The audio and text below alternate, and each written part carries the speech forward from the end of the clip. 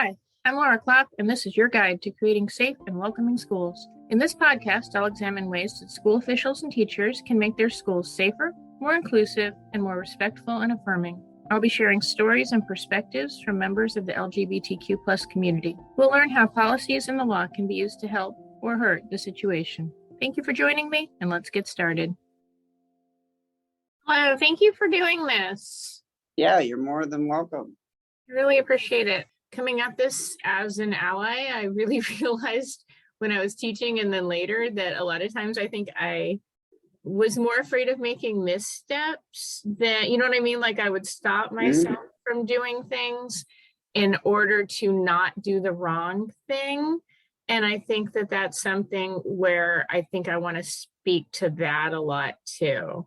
So one of the things I speak on a lot of times is linguistics, because they often cause people to do what we default as human beings is to like box people. So I always say that the terms that I use to describe myself are as close as I feel I can get to communicating who I am and how I feel to people who aren't me. So I identify as transmasculine, but also use non-binary as another term to describe me, so that I actually think a lot of times non-binary is a bit more of a umbrella term than transgender might be even, because it's basically saying I'm not in a box, essentially. So not this or that. Right. I use the pronouns they, them only because they're neutral, not necessarily because I even like them that much, but I like them better than my other alternatives. So I use them. And yeah, I use my full name, MK Strohman, pretty much every place that I go. To get started, what are some of the things that you think, because this is specifically geared to school environments, is really my initial goal. I don't want it to get too big. There's a lot of information out there. And I think one problem with teachers and people in schools is you start looking and then there's so much, it becomes overwhelming. So I want to keep it to, this is how to make your school safer. This is how to make your school more inclusive. This is how to be an ally at school. Now, I assume a lot of that will flow over, but that's my goal to start with. So what are some things that teachers who are allies can do every day to make school safer and more inclusive for their students and for the student population as a whole? So I think the first piece that often sticks out to me is honestly the term allies. I'm like, what does it mean to be an ally? And I think to have a full understanding of that, there has to be a breakdown of what it means, what allyship looks like and means. And a lot of times when it comes to allyship, we're talking about, well, I'm a supporter of the LGBTQ community, of youth. I'm an advocate. I'm in favor of any and all of these terms, right? And I think the part that sometimes is missed is that allyship is something that's awarded and earned. It's not something that's necessarily self-proclaimed, because how do you know if you're an ally, right? So we talk about qualities of an ally, and what might be an ally to a youth that is bisexual might not be an ally to a youth that is transgender, right? So there's some of that can fall under what we call like performative allyship, right? So allyship with boundaries is how I often describe it. So we want unconditional allyship, and so that requires continuous self-examination, continuous discussion and listening. And like I said, it requires us to not self-proclaim that we're allies, but to accept and recognize that allyship is something that someone from the community grants to us. And just because that person grants it to us doesn't inherently mean that that makes me an ally for everyone in the community. So with that, then we look at schools. There's been a lot of movement and push on creating safe spaces and creating safe staff. And I think about what is the school environment supposed to be? What is it always supposed to be? And what's the primary responsibility for everyone who's in it first and foremost?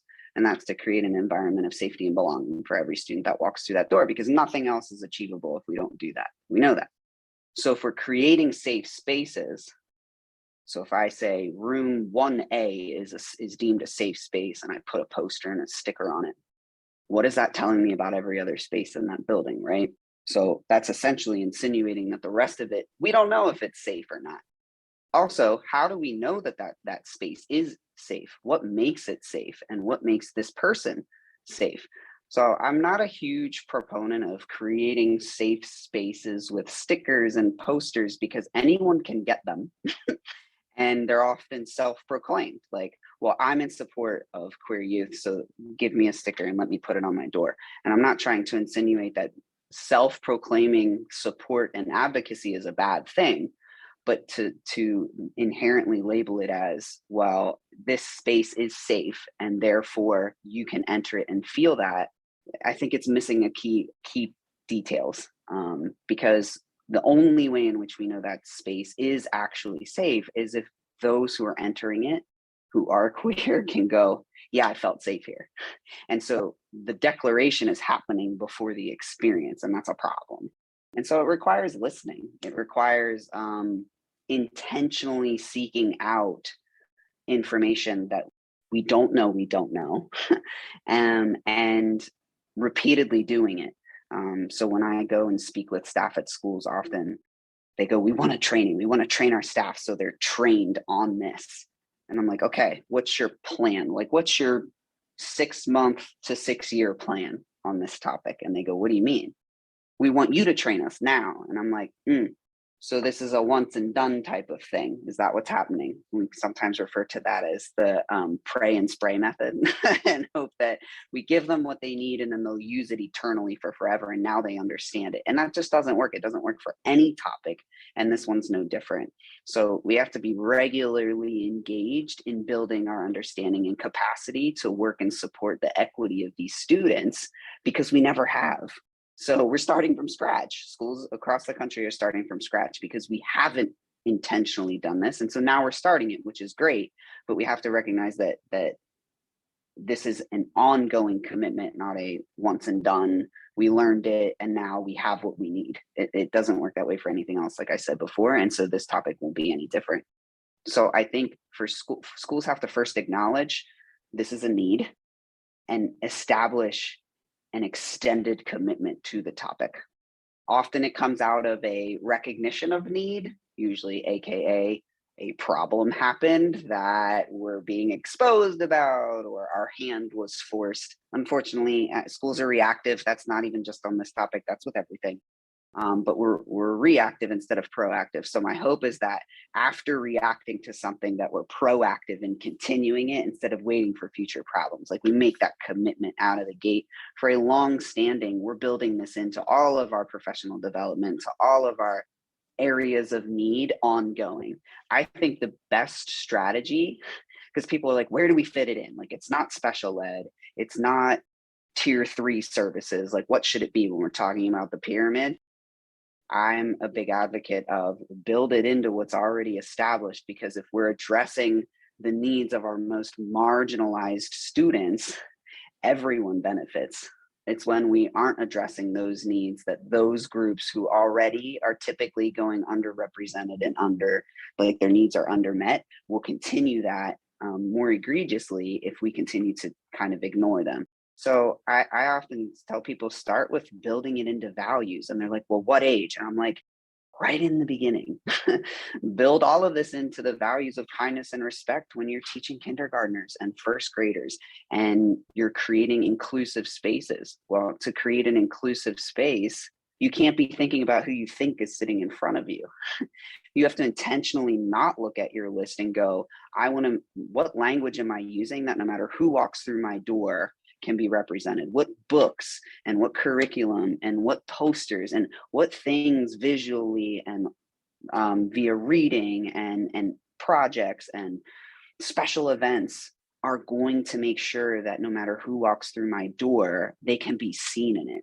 Because what the experience for a lot of our youth, whether it's in race or economic status or holidays or culture or this topic, is that they come into these spaces and the language and what's being taught and how it's being taught isn't inclusive. It's very much focused on the majority that's always been represented. And so it's the equivalent for those kids of looking into a mirror and seeing nothing. So they're not there. Their families aren't there. They're not represented, and they get accustomed to that feeling and then that expectation. And then the rest of their trajectory through school is representative of that. So it starts out of the gate in the very beginning, and it doesn't happen unless you're intentional about it.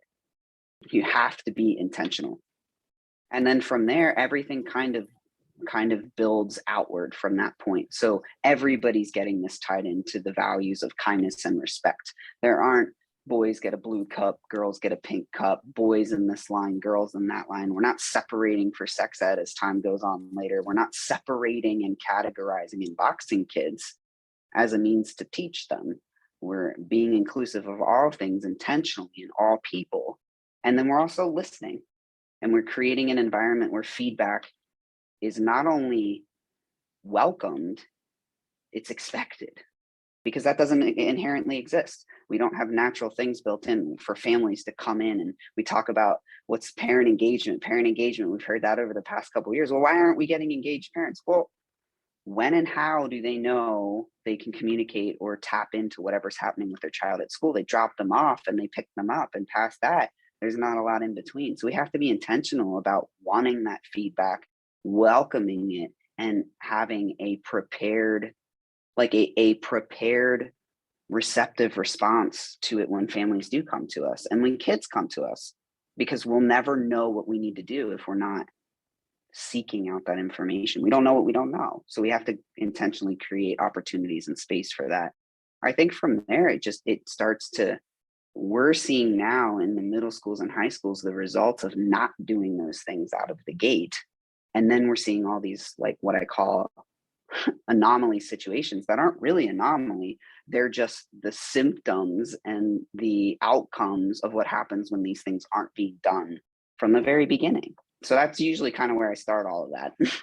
When you talked about not putting posters and stickers, you can't declare yourself a safe space. But on the other side of that coin, is there a place for some kind of visible showing of support, if for no other reason than to help students who may not be seeking support, but who may not know it's out there, just to start to realize there are supportive elements within the school? Absolutely. So when I was speaking to that, I was really honestly just speaking to labeling places safe and labeling people as safe, because what you're doing is labeling everyone else as not safe.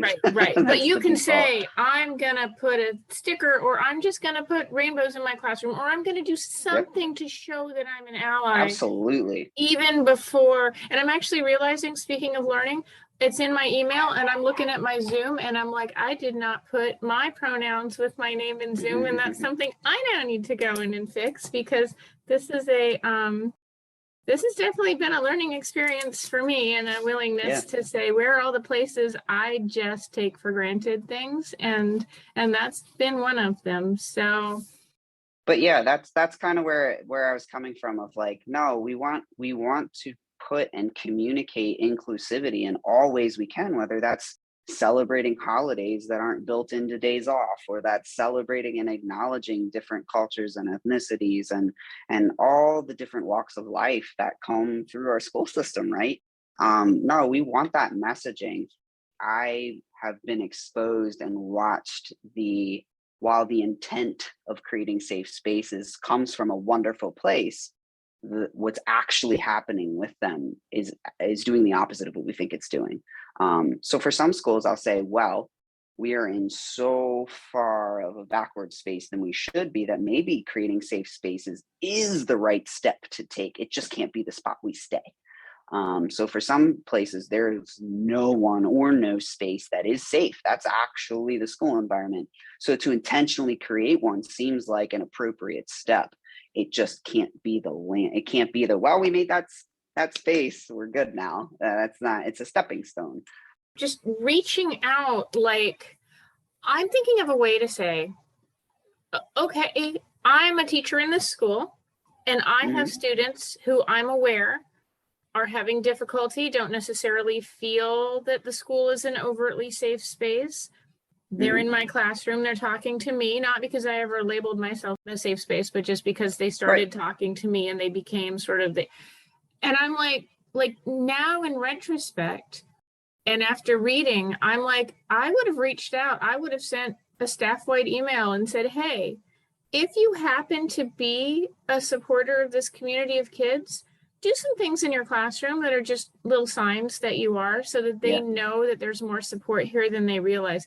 I'm more thinking not the school institution as a whole, like setting up a safe room, but Hmm. individual teachers.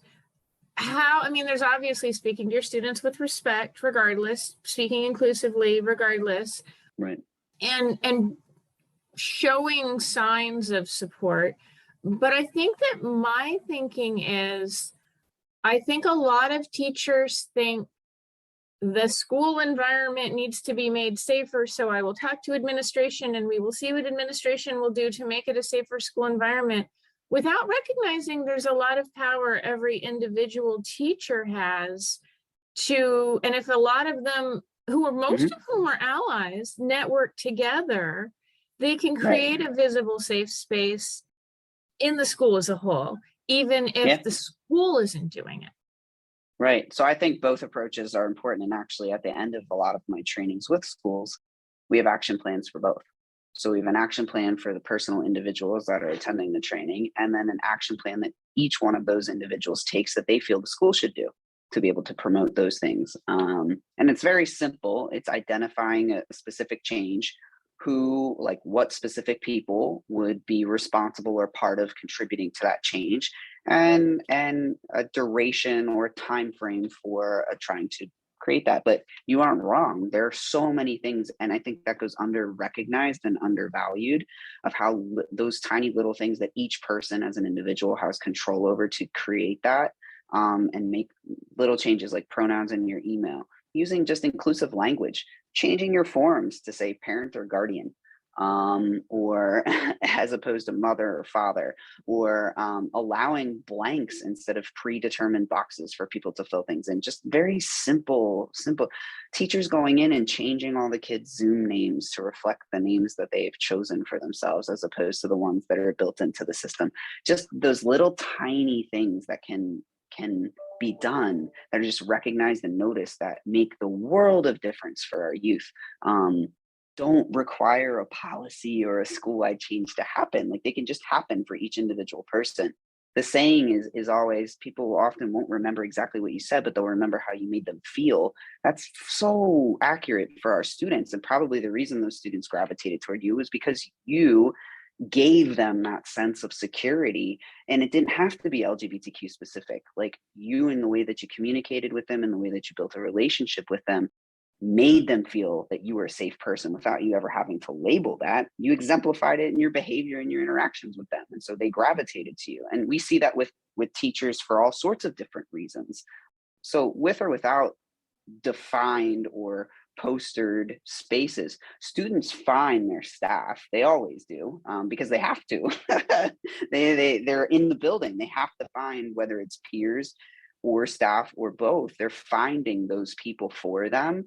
And so anything that we can do to I think that is a lot more evidence and indicative of students choosing to connect with staff than it is what's on their wall. But it's not to say that both couldn't be done.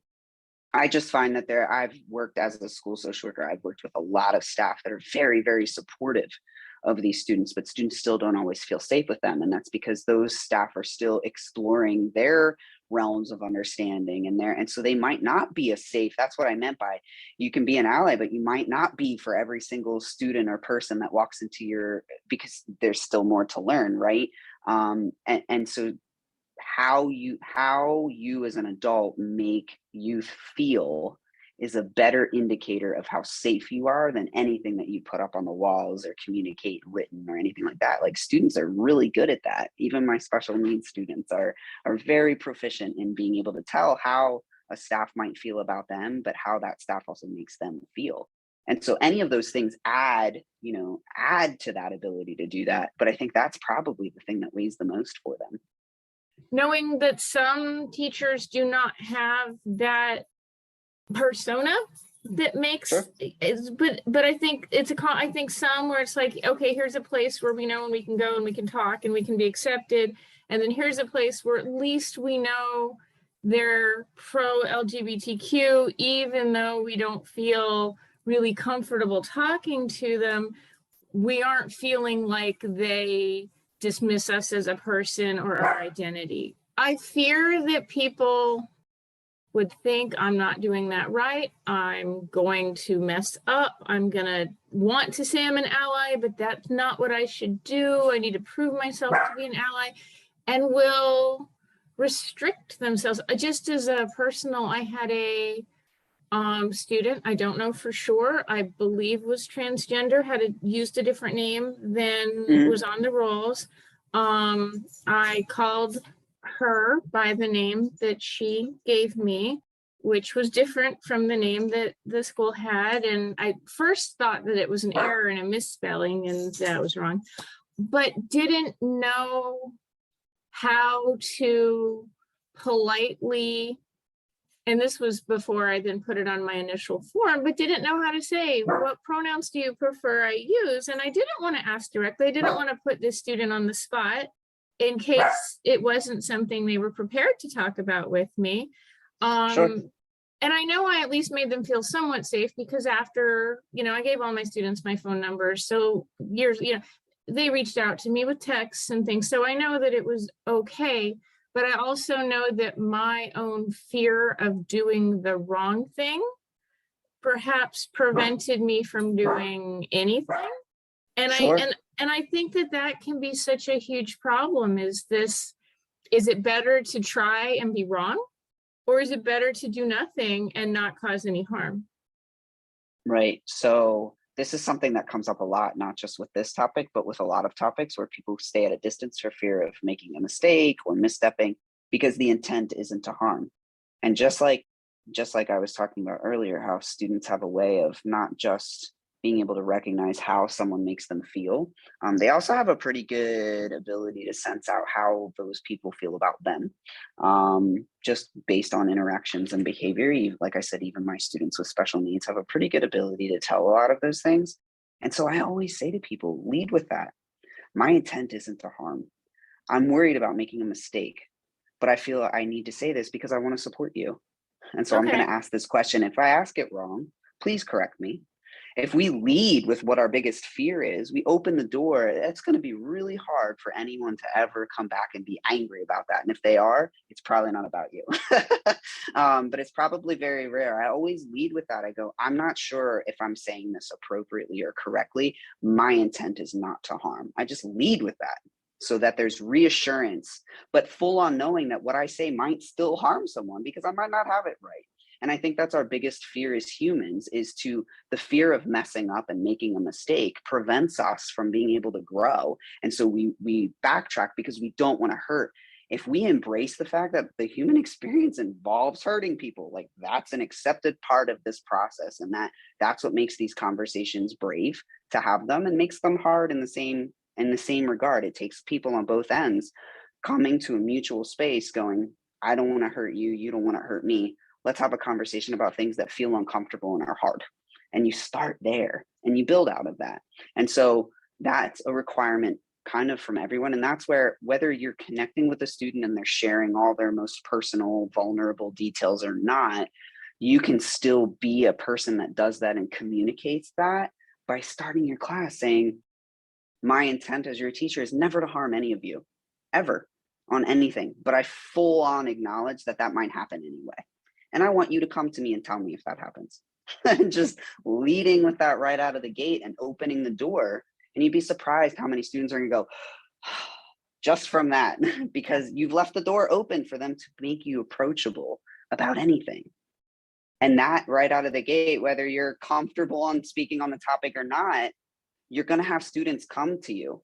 You're never going to always know the right thing to say. I'm part of the community. I still don't say all the right things. And I think what's right varies depending upon who I'm talking to. So that makes it impossible to ever always do it well. But if I lead with the fact that my intention is never to harm and is to learn and grow, the door always remains open unless that changes. That's that right there as a specific thing the allies can do with their class, just and all teachers should really do in any case, because that should be Right. our intent for everybody. But yeah, just, and so if we can't self-identify as allies, how do you want, what's a way that you feel is okay to indicate that you are a willing learner and wish to be an ally, even if you can't say, like, and that's the thing, is it's like, I say it. pardon? I say it. I strive to be an ally. How can I be an ally for you? What does Okay. that look like for you? Okay. I always Perfect. just lead with whatever it is that like I want, and authenticity. And when people, and especially youth, see you being authentic, I think there's this huge divide between adults and youth and adolescents, and this discrepancy of like they're in this untouchable place. There's a hierarchy of power, but there's also a hierarchy of like right and wrong, where like youth are wrong and adults are always right. And even though they know that's not true, I think there's a sense that they feel that in a school setting. And so whenever I run social skills or do activities, I always ask teachers, join in and be a participant. Don't be a teacher, just be a participant, because they need to see the human side of you too. They need to see the authentic, this is just me as a person. And that builds connection and bridges and relationships in ways that standing in front of the class can't always do. And students often feel way more connected to those teachers, even if they're totally different people and have nothing to relate upon. There's just a building of a mutual respect that just starts to develop over time when they just see you as a person. And I think that helped, as I was always like, I happen to know art and you happen Right. to be in here to learn art. That's pretty much the Right. difference between us. And, you know, so I definitely, and letting teachers know just to participate, like that's something a lot of them might think, oh, I shouldn't do that. And I'll lose my Right. aura of It's the authority over power students. differential. But right. Your entire Right. relationship shouldn't be based upon that. Just Definitely. as a parent shouldn't either, because if you lose that, and at some point that's a part of the growing process, what's left if that's all you had, right? I say this too in a lot of my trainings, is that we talk about the details and the specific pieces that are very unique to LGBTQ people and youth, but really LGBTQ youth need the same things all other kids do. So when I talk about these approaches, at pretty much anything that I would give as specific examples are things that can be used for any population, or really should be used for all of them. Because that's what we talk about. That's what inclusivity really looks like, is that it doesn't matter. It shouldn't matter who's actually sitting right in front of you. And if that's your approach, you're kind of not doing it exactly. It's probably not the best approach, because to truly be inclusive, you can't think that way. You have to be intentional about what am I missing and seek it out. And I think that's the difference between, even if we talk about race, for instance, that's the difference between people don't want to be called racist, but they're not consumed with the things that involve racism. So like they're more concerned with not being labeled that than they are with the things that are actually involved in uplifting those structures and systems. And this is no different. You have to be intentional about full on accepting, I probably, in the things that I have said and done, and probably will in the future, I'm going to harm people. And I don't know where those are. And so I'm intentionally seeking those out and creating and communicating an open door for someone to approach me with them, because how else am I going to know? And that's how you have to leave the door open and communicate those things. I live in Florida, which yeah. Yay. And I believe right now the legislature is discussing the bill that prevents teachers from including basically issues of the LGBTQ community in their curriculum. Mhm. And critical race theory is considered, I don't know, like somehow we're supposed to deny institutionalized racism or any other kind of institutionalized discrimination. And there are teachers who genuinely fear for their jobs if they try to advocate for things that they feel will be beneficial for many of their students. How, and I know that a lot of what you've said has already touched on this, where a lot of this inclusivity is merely speaking in a way that speaks to everyone, doesn't categorize, doesn't choose the majority, doesn't define in a binary way. But in practice, a lot of that, like bathrooms, I think that's actually being seen by the court today too here. Today's a big day in Florida. Yeah. How do you advise teachers and administrations in schools where they get not just community pushback, but actual legal pushback on measures to help students? Like, what are paths forward, other than, of course, that legally these will make their way through the courts? But in the meantime, how can, I don't know, I'm not even sure there's an answer to this. So I'm just wondering if you have some kind of an answer. If you're speaking to a teacher right now who's in a school and they're feeling like they're being silenced by laws, and they're, and they have a family, and they have, they have to earn their, and they don't want to get fired, but at the same time, they're being prevented from having conversations that, I would never in a million years have told a parent if a student told me something in confidence that they wanted me to know. And yet theoretically that can get you fired. How do you address teachers, and how do you address legislators and community members who want those laws in place? Loaded questions. Yes. So I'll start with the last one because I think it's a shorter answer for me. I try not to give airspace to those who aren't interested in learning, because it's not only a waste of time for them and for me, but it taxes me emotionally. So it's just not worth it, in my opinion. I don't focus on those who deny my existence or don't have human dignity and respect for myself or anyone from my community. I focus on those I know that I can inspire, and those who are willing and engaged in wanting to learn and know more. And I love challenging conversations. I welcome them. And like I said, I lead those challenging conversations from a place of, my intent isn't to assume that you're trying to harm me. And I will assume that you're not. And I will communicate in the event that I feel things have gone into an area I'm uncomfortable with. Is to just keep the lines of communication open. Sometimes people waver between those spaces. Like, there aren't always times where it's immediately obvious that someone's not in a place of wanting to learn. Sometimes things are really challenging and conflicting for people and uncomfortable. And that's driving what I'm seeing in front of me. But that's not from a place of not wanting to learn. That's from a place of not knowing and challenging themselves. And sometimes that just doesn't look and feel great at first, like it would with anything else. Sometimes it doesn't look like we got there, but it was messy. That's kind of how I describe it. Like, it doesn't always look pretty and it doesn't always feel good, but there are people that's the presentation and they want to get there. And your continued approach, like I said, and this work isn't for everybody. There are some people that would tell me it's not your responsibility to do that. I know that, but I'm choosing to do it anyway. And I have that liberty to make that choice just as much as the person has that liberty to make the choice that it's not their responsibility to do it. And I respect that wholeheartedly.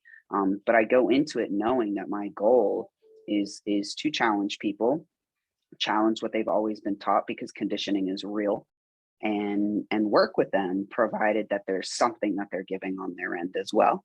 And when it goes, I can't say there's a specific amount of time, but when I reach a point where I recognize that there isn't anything being given, I stop giving emotional and physical airspace to it. I leave it. But I'm going to the other part of your question now. With regard to what I would say to a teacher today in a situation like in Florida. So I live in South Central Pennsylvania. So sometimes we refer to it as Pennsyltucky.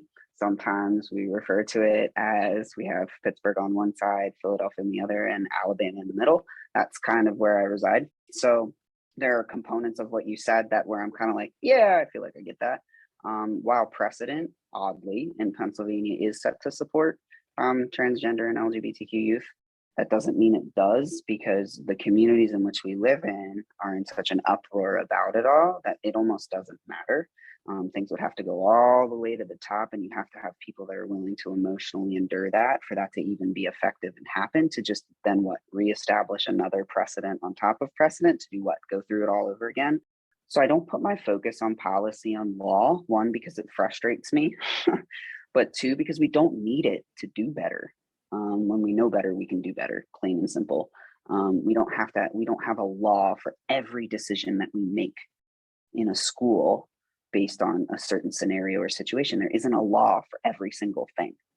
And usually for most professionals, even in the area in which I've worked for the last decade, most people that I engage with, most times those decisions are made from what is in the best interest of the student's safety and belonging. Because again, that's our primary responsibility in the school.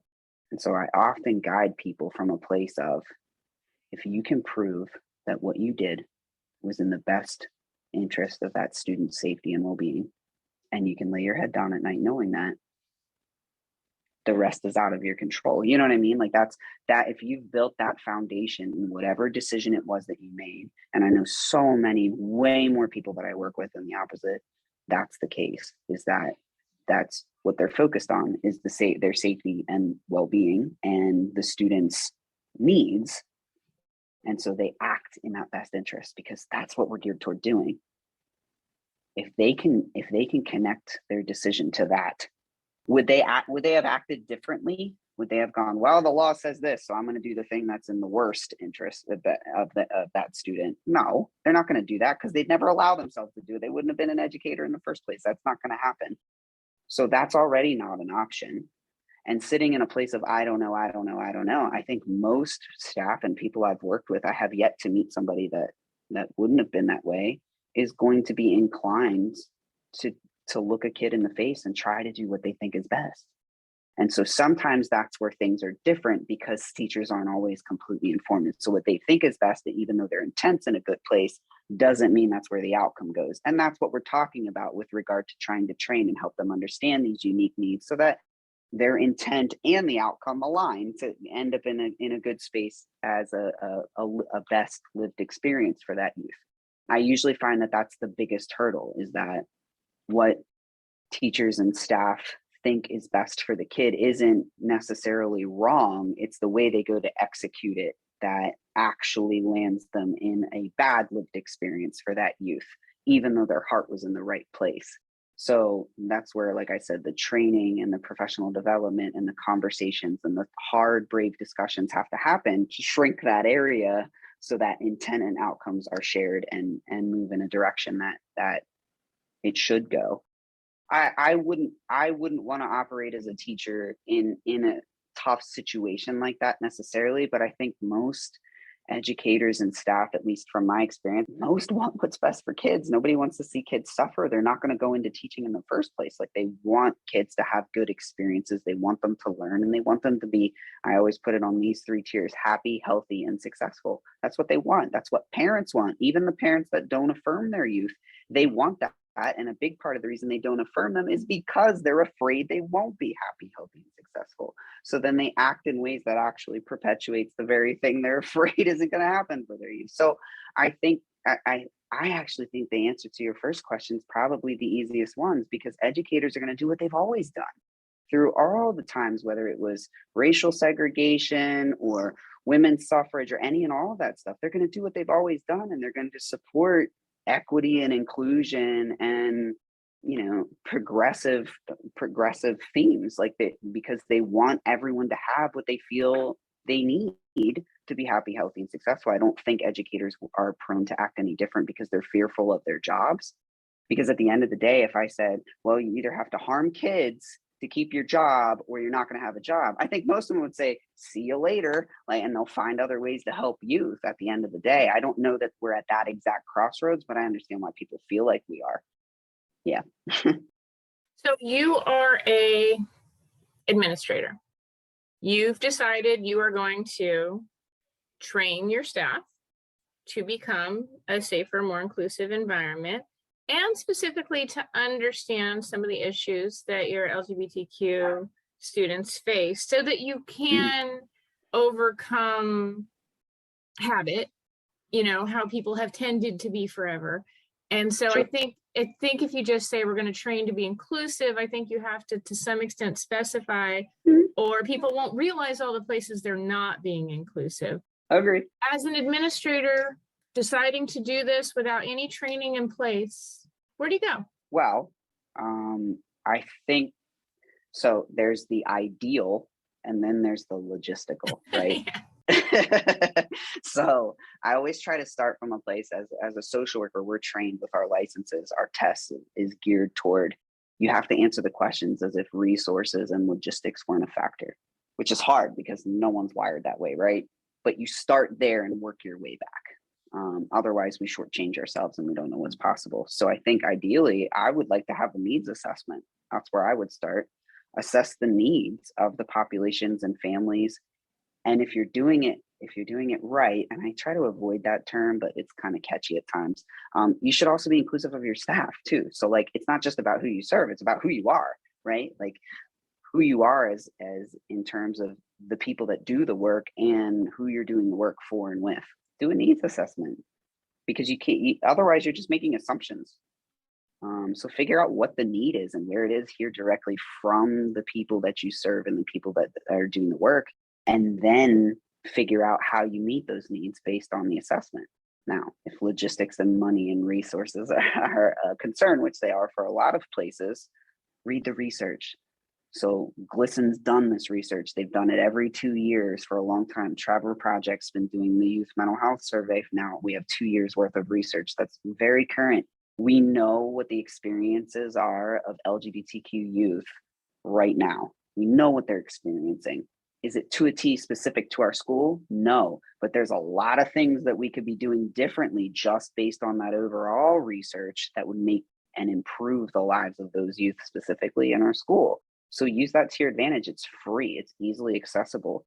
Intentionally look for, based on that data, where your school might exemplify that data, or where, okay, so they said these 2 areas are the biggest areas that students avoid. How can we find, what can we do to make those be less negative experiences for them? So if bathrooms and locker rooms are the most egregious space that LGBTQ youth avoid, well, if we think about it for a second, what can we do to make things different? Well, what if we made gender neutral bathrooms? And I don't necessarily mean like necessarily redesigning and knocking down laws and all that. What if we just changed the signs and made them gender neutral bathrooms? Like, there's still toilets in all of them. They can be used by, what if we did that? What would the parameters be around that? Okay, so we're going to face backlash. Well, that backlash, let's be honest, if we polled our students, how many of them who aren't LGBTQ, not that we necessarily know the difference, but I bet if we polled all of our students about the spaces they feel most comfortable and least comfortable, I bet bathrooms and locker rooms are going to show up as the least comfortable for everybody. So again, tying it into what's good for these students is actually good for all students. And so I say the same with bullying. Well, LGBTQ students are bullied probably more than any other population of student there. So when we're addressing bullying for them, we just bullying for everyone, because if we're meeting their needs, we're meeting everyone's needs with bullying. So those are just like 2 specific examples. You can take the overall data and look at it and go, okay, what's this look like in our school? And where can we make improvements? And it's not to say this is the answer. It's start brainstorming, make a committee, bring in teachers, bring in students, hear from them. You have student councils. Is that just a check mark box, or do you actually care what they think and have to say? Like, bring them into situations like this and listen to them. You're probably going to hear things from the community. A lot of times here in Pennsylvania, what will happen is the way school districts are structured, the community makes up our school board, and our school board makes all the decisions for our school district. They're the boss of the superintendent. The superintendent's in charge of everybody else. So the school board can make an entire policy about what can and can't happen in a school, even if literally every person that walks in that school feels differently. It doesn't matter. The school board makes the policy and makes the rules on it all. So if the community is 50 years behind, the likelihood that their school board's 50 years behind is pretty high. And so therefore now your school and the policies and way in which the school operates is 50 years behind. The way some of our school districts around here have dealt with it is policy. You don't need a policy to do better, and policy doesn't mean something has to be done in a certain way. So if the policy says the students can only use the bathroom based on their birth certificate, well, that only happens if we know that that's happening. And so we're not going to go looking for it. So we're not going to be pulling, we're just not going to enforce it because we don't know when and where that's happening, because students don't generally carry their birth certificates around with them at school. So we don't actually know. So if we're not telling student A what bathroom they can use, why am I telling student B, right? So we tie it into what's best for everybody is actually what's best for these kids too. And we find a way to kind of make that happen, given specific examples when we're examining how we function as our own school district or school building or the structures from within. From your own personal experience, if you're comfortable talking about that, when you were in school, what would have made it, what was not good? What did you have problems with, and what would have made it better? What does someone need to hear to keep their eyes out for, in terms of what maybe students, what experiences at school are worst for them and what experiences at school are most helpful for them? I think school connectedness is a big piece for everyone. We know that students who are more involved, whether it be extracurricular activities, clubs, anything like that, do better. We know that. Again, this is no different. When you look at the data, LGBTQ youth don't feel connected to their school for a variety of reasons, but mostly because they're harmful environments for them. They walk into a classroom, there's no representation, there's no inclusivity, then they're hearing remarks from not just their peers, but their staff alike. They have these spaces that feel so uncomfortable because they're forced to choose and don't have good options and are subjected to bullying and ridicule. So it's going to be really hard for them to then turn around and go, I want to play football. I want to play soccer. I want to join this club. I'm going to be in the band. I'm going to, do the musical. They don't feel connected to the place they're forced to be in. They're certainly not going to choose to join any of the extra stuff. And we need them to. They need us to. We need those environments to work for everyone. And I think the thing that, again, intent is in the right place, but the outcome isn't different, is that the only spaces that were created were spaces that were created intentionally for students like myself. And the problem with that, while it's good intended because one didn't exist, was that now it's like, if I'm not using that, I'm seen as, well, we made this for you and now you're not using it, so the rest of it's on you. Well, that not only is an outing aspect of it, it's like you're creating a space where like everybody who comes here is immediately outed, right? So I always joke I'm a walking billboard, so like I didn't have that privilege to begin with, but nonetheless, I have to engage in that publicly, right? Whereas like I could choose not to talk about it with anybody else and I'll walk away from it. This requires me to engage about it. But I don't like creating new things for people to feel included. I want to make the things that already exist work for everyone. And I think that was the part. Yeah, there's no reason you can't take the philosophy behind the safe space and just apply it to the school. And I think that was the hard part, was like, okay, so we acknowledge this need, we acknowledge this issue that some students are having. And so here's how we're going to respond to it. We're going to create a separate inclusive space. Well, that's not inclusive if it's separate, first of all. Like, yeah, that's literally the opposite of what inclusive means. But also, like, it's not a space that, like, you skipped our voice. We weren't part of the process to help determine what's needed for, like, you can't do it for us without us, right? So that piece of it. But then also just, I don't think adults realize how much stereotypes about gender and sexuality, how often and how active they are in all of our spaces, in everything we say or do. Just from, like sexualizing little kids to who they're going to marry or date, or gender stereotypes, or the things that we play off as boys will be boys, and all those little things. If you've never seen the video, microaggressions are like mosquito bites. If you've never seen it, I encourage you to look it up. It's easily found on YouTube.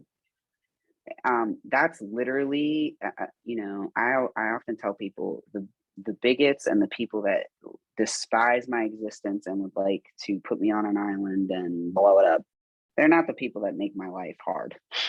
They're annoying, but I know where they stand and they're easy to find, and they regurgitate the same thing over and over and over again. To me, they're easy.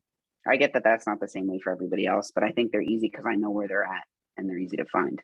It's the people that are performative, the people that say, I'm your ally, I support you. And then I've now found the one space where, oh, well, there's the wall. There's the boundary on that allyship. I walked right into it. The people that I let in that are here to support me, that don't actually 100% support me, because it comes with barriers. It comes with parameters around their allyship. those people do the most harm to me because I let them in. As a kid, as an adult, it's a regular process of vetting. And so generally that makes me seem and feel like an untrusting person because that's what I've been taught. I've been taught that as an adult, but especially as a youth, is to not trust people. And that stinks because that doesn't help growth for youth. Again, it doesn't matter if people's intent is there. It doesn't always translate to true, authentic lived experiences. So that's what makes it hard. And so I think the recognition of allow the youth to be in the driver's seat and give them the opportunity to not only contribute to problem solving something that's very real and impacts them directly instead of assuming this is what they need. Read the research, great, but include them as a part of what will make your lived experience here better. I don't pretend to know because I don't live it, but you might live it and seek that. There are kids that are absolutely willing to do that. There are kids that want nothing to do with it, but experience those things. Respect all of that. It's not their responsibility to fix it. Some of them may want to contribute to it. Some of them may not want to, just like any other person. But don't move forward without them or without attempting to include them. Like when you think someone, they claim to be an ally and then you hit that wall.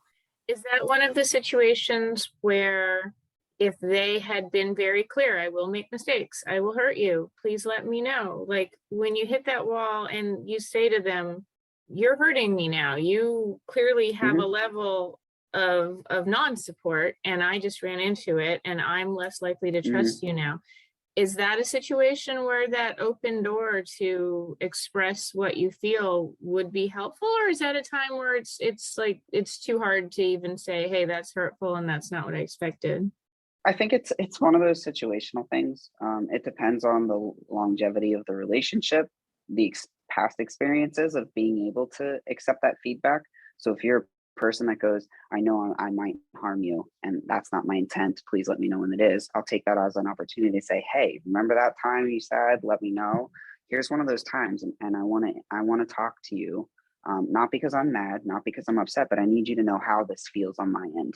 And if they're true to their word, their behavior will reflect that. And there won't be actually, if anything, for me personally, it builds trust because you've opened the door and you've sat in that difficult space to hear what I have to say. And you're taking the time to really reflect on and think about how it made me feel, but also what you can do to fix that moving forward.